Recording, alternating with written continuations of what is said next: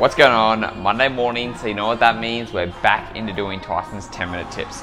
And today's question, well, 10-minute tips, 10-minute questions, it's just basically, my weekly segment. Anyways, today's question is going to come from someone who asked me about coffee. And he said, look, Tyson, I saw you doing a coffee detox. Is coffee really that bad for you? And it's so annoying that there is still so much stigma out there against coffee, against caffeine.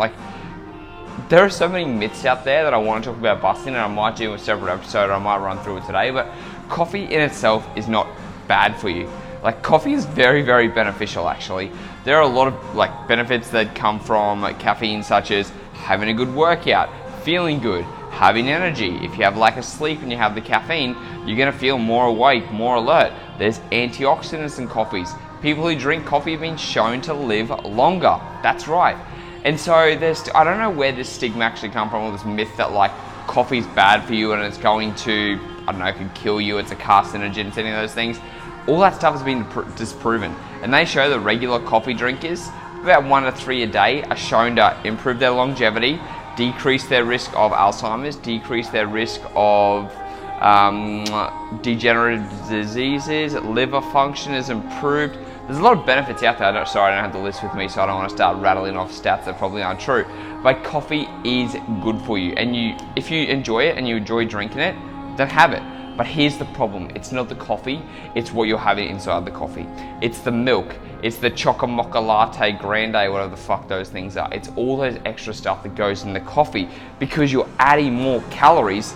And if you're having caffeine with sugar, it's faster absorbing, right? And when your body quickly absorbs that, that's going to spike your blood sugar, which you don't want. So if you're going to drink coffee, first of all, drink it black if you can. Now, I know not everyone can drink it black, so what can you do? You can add some natural sweetener, you can add a touch of milk, you can add almond milk, nut milk, normal milk, whatever you want, but have a little bit, don't have a lot. So have 30 mils versus 125 or 300 mils, because what that's going to do is that's going to change the calorie content while still allowing you to have the coffee you want. Because at the end of the day, we don't want to give up coffee, okay? If you don't want to give it up, you don't have to. So here, I'm actually telling you why you shouldn't give it up. But here's another thing. When it comes to coffee and having your mocha loco grandes and shit like that, because you're adding so many calories to it, and if you're trying to lose weight, it's very, very hard to do that, especially when you're drinking your calories. So if you can eliminate that by simply saying, okay, instead of doing mocha loco grande, I'm going to have a little bit of, I don't know that's a thing, mocha loco grande, but I'm saying it anyways. If you're going to have a touch of milk as opposed to a whole bunch of milk, then that's a really good option for you to choose from. So that's the first thing when it comes to coffee that I want to talk about. Now, the second thing, the question that I got asked is Tyson, you're doing a detox, is coffee actually bad for me? And the reason I'm doing a, let's say, quote unquote, detox from coffee is just because I drank way too much. Leading up to my photo shoot, I was drinking, I would say probably about 400 to 500 milligrams of caffeine a day. And that's not just from coffee. That's from pre-workouts, that was from fat burners, things that I needed to keep me going during the day because I was cutting such hard on my calories. I just needed coffee all the time. And I was just having double shots. I was having large long blacks. I was having whatever I could just to get my coffee fix because I needed that energy and that caffeine. So I was you know what? I've been drinking way too much. My tolerance is too high. And what happens when you have a high tolerance? Well, you have to have more to get the same effect, first of all. Number two, it's going to start affecting your sleep because if you need a higher tolerance and you have to start taking more and more, it takes longer for the system to clear out. And if it takes longer, guess what that's going to do? It means that you have got to, if it's taking longer to clear out from the system and you've got to try, your body's got to try and process that, what's going to happen is that you're going to not be able to sleep properly. So when you start having too much caffeine and it affects your jitteriness, it affects your mood, it affects your sleep, it's going to fucking ruin everything, okay? And I knew I was at that point and I'm you know what? I just need the week without coffee. I just need to see how I go. And so this week, it's Monday, it's the first day. I'll see how I go. But even if I reduce my caffeine amount from going from 600 milligrams to 100 milligrams, that's an awesome thing. So I'm still letting myself get away with one shot if I need it, only if I need it though.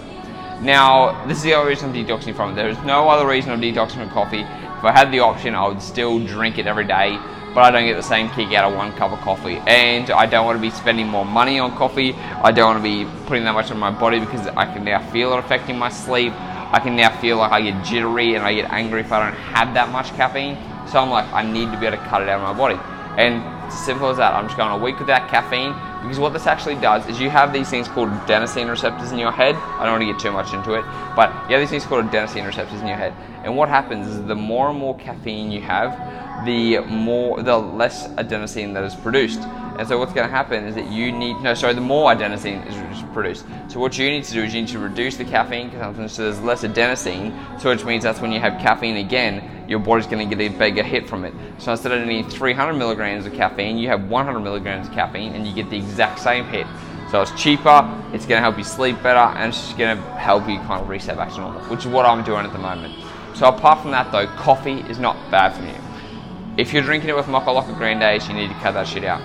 If you're drinking it too close to bed and you find it affecting your sleep, then I would suggest you cut it out. Now, it all depends on the person, because some people, they're faster metabolizers of caffeine, and if you're a faster metabolizer, which I'm super jealous of because I'm not a faster metabolizer, but if you are a faster metabolizer and you find it easier to be able to have coffee closer to bed, then you can go for it. But if you're someone like me who's a slow metabolizer, if you have it after like 1 or 2 o'clock and you know you're not going to be sleeping, then there's your answer.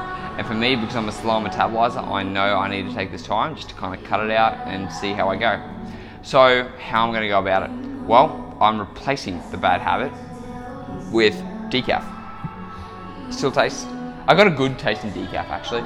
So it still tastes alright. I'm having a little bit of milk in it, because like, it's also the habit too. You know, when you wake up in the morning, you might have your coffee first thing in the morning, you say, I need my coffee. Well, it's just that habit that you've got in your brain, in your head, that does it every single morning.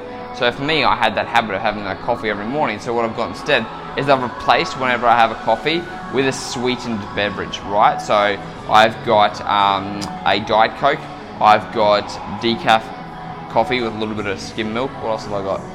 Decaf coffee, Diet Coke, apple cider vinegar. Like, it's kind of like I just want something to taste in my mouth as opposed to just always drinking water. So I just made those simple swaps. And that's how you can do it too. If you feel like you need to do a little bit of a caffeine cup, you're not sure how to go about it, you just try and swap out that habit and add different drinks. Because at the end of the day, the habit's there for a reason. If you try and completely stop that, your body's going to be freaking out like, what the hell's going on here? I'm supposed to have this habit. So that's why you need to focus on making sure instead that you're going to go, okay, you know what? Instead of completely cutting it out, I'm going to swap this habit for a better habit, because when you swap a habit, it's easy to change as opposed to completely cutting it out fully. Does that make sense? I hope it makes sense. I'm kind of talking to myself, but you need to be like, oh yeah, it makes sense. And if it doesn't, make sure you send me a message and let me know and say, Tyson, I had no idea what you were talking about, changing the habit versus cutting the habit. So I might actually do a whole podcast on that one too. So what are we talking about? Coffee's not bad for you. Cut out the coffee mocha latte grande, whatever they're called. If you're going to do a detox, make sure you swap it around like I am. You don't necessarily need a detox if you don't feel like you're drinking too much. And honestly, there's not too much. Like, if you can tolerate 3 cups of coffee a day and you feel happy on 3 cups of coffee a day, but you hear people say that you shouldn't be, like, fuck those people. Don't listen to them. Do what you've got to do. If you enjoy 3 cups of coffee a day, it makes you feel good, it's having no negative impact on you, you're not over consuming calories from like all the flat whites and stuff like that, then it doesn't matter. You're simply getting something you enjoy, it's making you happy, and you're getting where you want to go. So don't stress about that, okay? Because all these myths, they really need to be busted, because there's so much shit out there about how coffee's bad for you, and you know you're gonna die from its carcinogen, and to be honest, not even true. So there you go, Mr. Brown busting those bullshit myths, because I love coffee. And you know, honestly, if it was bad for me, I would be like, okay, fine, I've obviously got to make a choice as to whether I'm going to have it or whether I'm not going to have it. But the science shows that it's not bad for you, so who cares, right? So guys, that's the video, that's the podcast, that's everything I always cover. I like going over these little topics because it helps me cover it, but also it helps me answer your questions and know what you're asking for at the moment. So if you have any more fitness questions, make sure to comment down below and make sure to ask. And don't forget, you can get a whole bunch of free stuff that I'm giving away at the moment. You can go to tysonbrown.com/IF for a free intermittent fasting guide. You can go to tysonbrown.com.au/20 recipes to get 20 high protein recipes. Or you can go to tysonbrown.com.au/bundles and get the bundle of intermittent fasting guide, recipes, and workout routines to help you get in the best shape for 2019. Alright, so click on the link below or go there, and I'll speak to you in the next episode. See you later.